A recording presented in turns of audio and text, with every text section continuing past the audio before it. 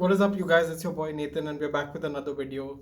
We have the British invasion in the UFC this time. The card was supposed to take place in London, but it got moved to Vegas. Without further ado, let's get into it. First up, we have the debut of Cage Warriors champion Paddy the Baddy Pimblett from Liverpool taking on Luigi Vendramini.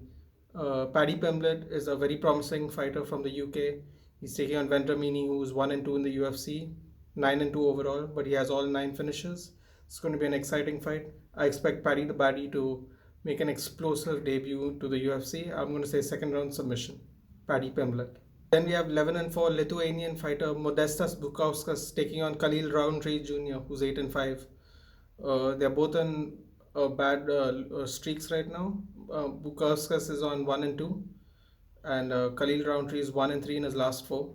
They're both not doing really well in the UFC. I think this is a win or go home fight for both of them. I think Khalil Roundtree has fought the better fighters in the UFC, but he's looked like on a downward trajectory right now.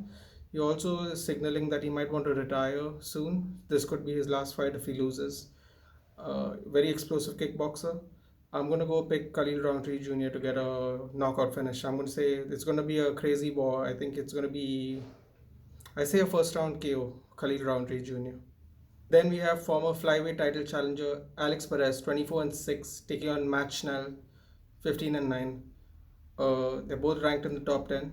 Alex Perez is coming off of a title loss, a devastating title loss, a submission loss to then champion Davison Figueiredo. Matt Schnell's on a win streak at the moment, but he has fallen short against the elite of the flyweight division. I think Alex Perez is going to be too good, too well-rounded for this.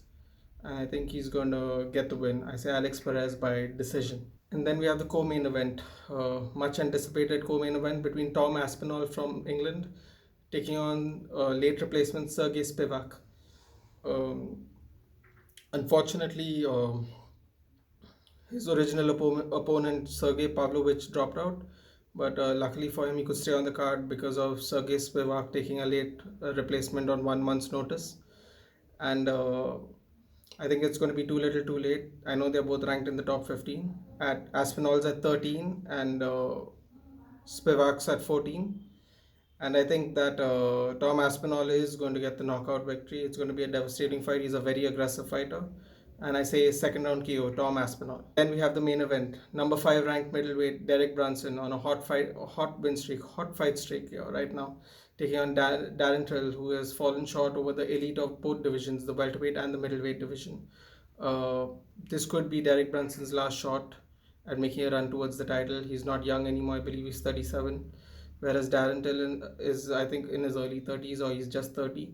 So he has a long way to go, but he has to win these key fights. Otherwise, it's going to be very difficult for him to make a name for himself in this division. He has a great cult following, but unfortunately, it's not, he's just not gotten over the hoop yet. So hopefully this will be that fight, break into the top 5, and then bigger and better fights are waiting the winner of this fight. I think Darren Till is going to make it a point fight. I think if he can stop the takedown, which Brunson has been doing the last couple of fights, that has aided his win streak.